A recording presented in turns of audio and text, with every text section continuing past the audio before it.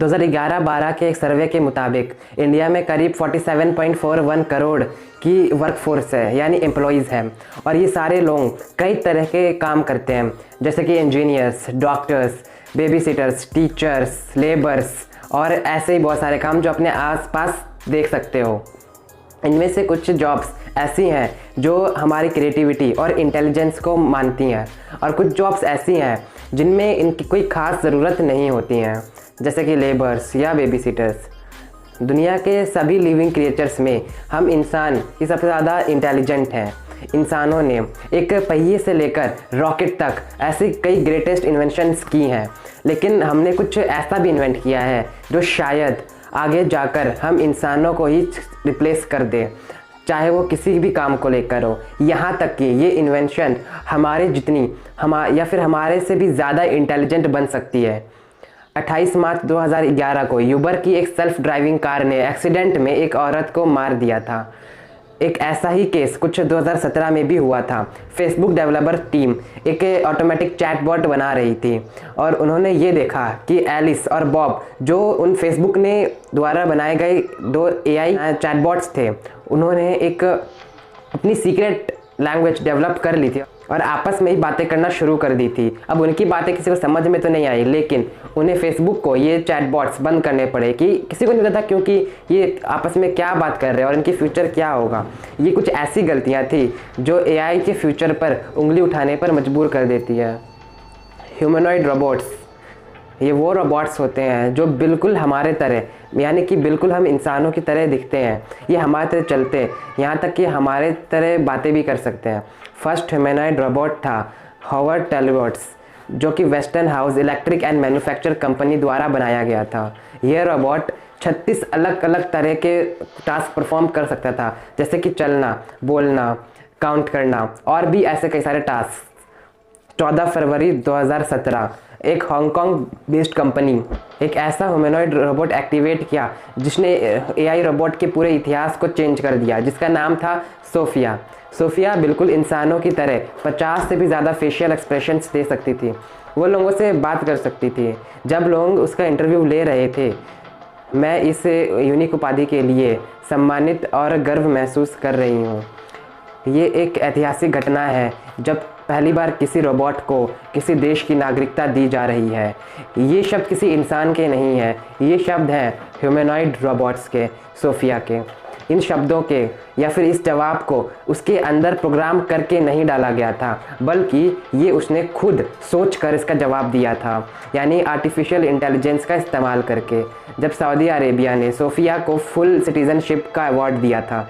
अब इमेजिन करिए, आप एक ऐसी जगह रहते हो जहाँ बाकी सारे लोग आपसे बिल्कुल अलग हैं, चाहे वो दिखने में हो, चाहे वो बोलने में हो, या फिर रहन सहन में।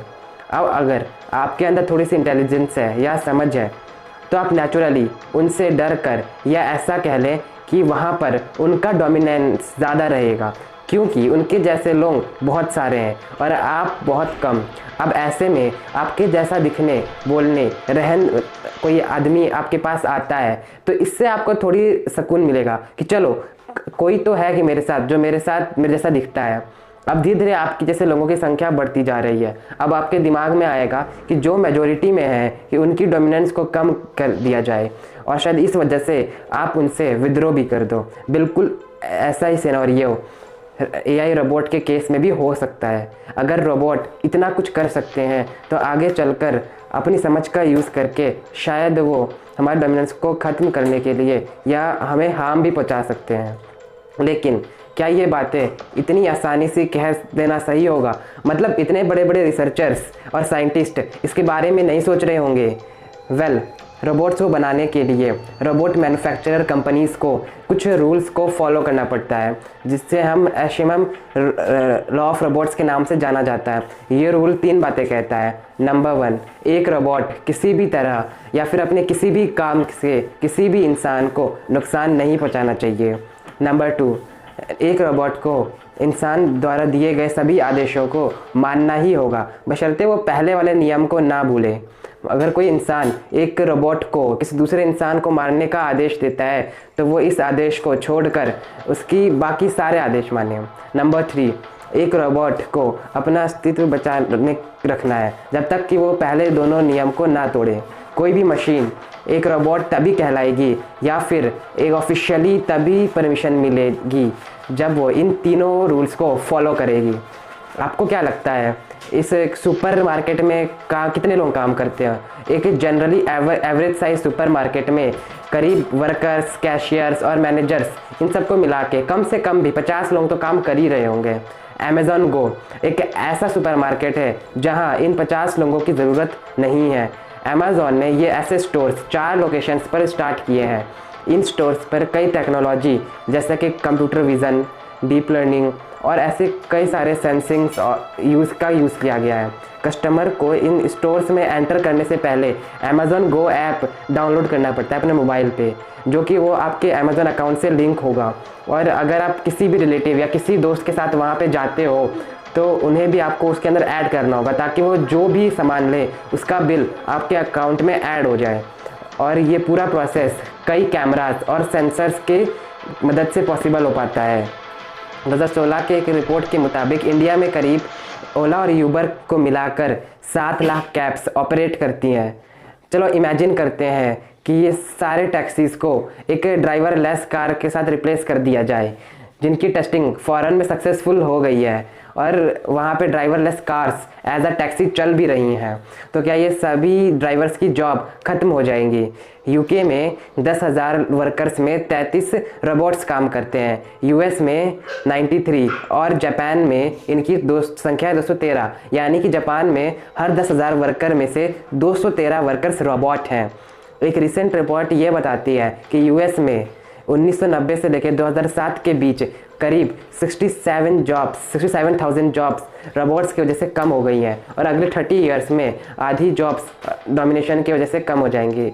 एलोन मस्क का भी कहना है कि भविष्य में रोबोट्स वो सारे काम कर पाए जो वो हम इंसान करते हैं, वो रोबोट्स हमसे कई गुना अच्छे से कर पाएगी। लेकिन जिन चीज़ों का इन्वेंशन हम इंसानों ने ही किया है वो हम इंसानों का जगह ले पाएगा।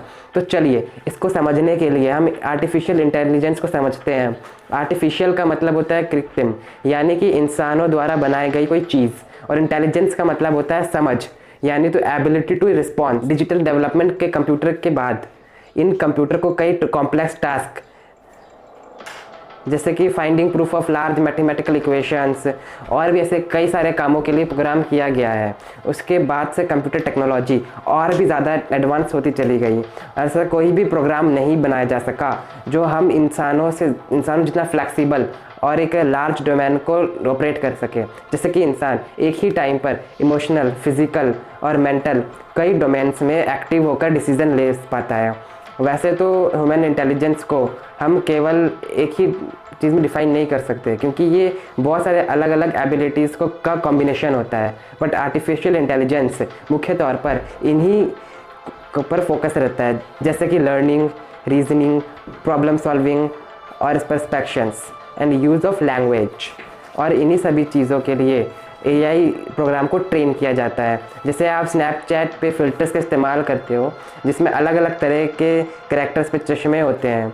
आखिर इन एप्लीकेशंस को कैसे पता चलता है कि आपके आंखें कहाँ हैं जहाँ पे चश्मों को फिट करना है, प्लेस करना है? इसके लिए प्रोग्राम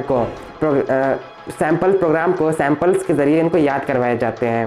पहले प्रोग्राम को अलग अलग सैंपल दिखाते हैं और उनमें बताया जाता है कि आँख कहाँ पर है, और अलग अलग शेप को ऑब्ज़र्व करके ये चीज़ याद हो जाती है कि एक जनरल फेस पर आँख कहाँ पर होती है। आप अभी गूगल असिस्टेंट से लो और आप उससे पूछो कि हु इज़ सलमान खान, और फिर पूछो what is his age. Google assistant आपको सलमान खान का ही एज बताएगा। कि यहाँ पर आपको ये पूछने की ज़रूरत नहीं है कि what is the age of Salman Khan. अगर आपने पहले एक सवाल सलमान खान के बारे में पूछा है तो गूगल असिस्टेंट आपको ये समझ जाएगा कि आप उसकी ही एज के बारे में बात कर रहे हो। अब आप शायद आर्टिफिशियल इंटेलिजेंस के बारे में कुछ बातें समझ गए होंगे। तो आपको क्या लगता है कि ये आर्टिफिशियल इंटेलिजेंस या फिर ह्यूमनॉइड रोबोट्स हम इंसानों की जगह कभी ले पाएंगे? अब इसका जवाब आप मुझे नीचे कमेंट्स में ज़रूर देना। अब चलते हैं 1815 में, जब ट्रांसपोर्टेशन के लिए ट्रेन सबसे ज़्यादा यूज़ होती थी। उस टाइम पे locomotive engineers, rail road conductors और ब्रेकमैन की जॉब्स काफ़ी ज़्यादा बढ़ रही थी। लेकिन 1900 में ऑटोमोबाइल के इन्वेंशन के बाद इन जॉब्स की ग्रोथ काफ़ी हद तक कम हो गई। अब कार मैकेनिक्स और रिपेयर मैन की जॉब्स की में बढ़ोतरी होने लग गई है, क्योंकि रेलवे जॉब्स धीरे धीरे कम होने लग गई। और कई बड़ी बड़ी कंपनीज़ का कहना है कि रोबोट्स के आने के बाद बिल्कुल ऐसा ही होगा, क्योंकि रिलेटिव जॉब्स के लिए रोबोट्स बेस्ट है। क्योंकि अगर आप रोबोट को कोई एक काम करने के लिए ट्रेन कर दो तो वो उस काम को सबसे बेस्ट तरीके से कर सकता है, लेकिन जहाँ पर बात आता है क्रिएटिविटी की, वहाँ पर रोबोट्स इंसानों से काफ़ी ज़्यादा पीछे हैं। और जैसे कि ऑटोमोबाइल्स के आने के बाद हुआ था, वैसा ही कुछ होगा रोबोट्स के आने के बाद भी। जॉब्स की रिक्वायर्ड स्किल्स चेंज हो जाएंगी और गवर्नमेंट इंस्टीट्यूशंस को लोगों को ये स्किल्स सिखानी पड़ेगी। अब आपने कई वीडियोस देखी होंगी जिसमें फैंटेसी को बढ़ाने के लिए आपको कुछ ऐसी बातें बताई जाती हैं जो सुनने में तो बड़ी अच्छी लगती हैं और ऐसा लगता है कि जैसा कोई मूवी चल रही है, बट वो प्रैक्टिकल बिल्कुल भी नहीं होती हैं। हम इसीलिए हम दूसरों से अलग हैं। आपको यहाँ पर बिल्कुल ऑन पॉइंट प्रैक्टिकल नॉलेज ही मिलेगी, जैसा कि फ्यूचर में हो सकता है। मुझे उम्मीद है कि आपको हर बार की तरह इस वीडियो से भी सीखने को बहुत कुछ मिला होगा, और अगर ऐसा है तो इस वीडियो को ज़रूर से लाइक कर देना और अपने दोस्तों के साथ शेयर कर देना। और हमारे चैनल को अगर आपने अभी तक सब्सक्राइब नहीं कर रखा है तो जल्द से सब्सक्राइब करके बेल आइकन को भी ऑल नोटिफिकेशन पे जरूर ऑन कर लेना। And thanks for watching this video. मिलते हैं एक अगले वीडियो में।